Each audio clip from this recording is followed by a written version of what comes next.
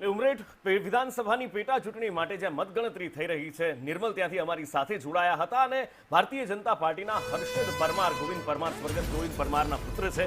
આમ તો અહીંયા પરિણામ છે એ લગભગ નિશ્ચિત માનવામાં આવી રહ્યું છે. હર્ષદ પરમારે સંદેશ ન્યૂઝ સાથે વાતચીત કરી હતી અને કહ્યું હતું કે થોડા જ કલાકોમાં પરિણામ આવી જશે.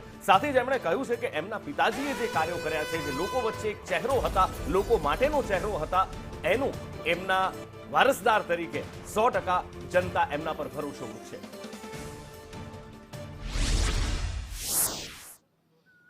ઉમરેઠ વિધાનસભાની પેટા ચૂંટણી માટે મતગણતરી જ્યારે હાથ યોજાઈ રહી છે, ભાજપના ઉમેદવાર હર્ષદભાઈ પરમાર છે, તેમની સાથે વાત કરીશું. હર્ષદભાઈ, જીત માટે કેટલા આશ્વસ્ત છો?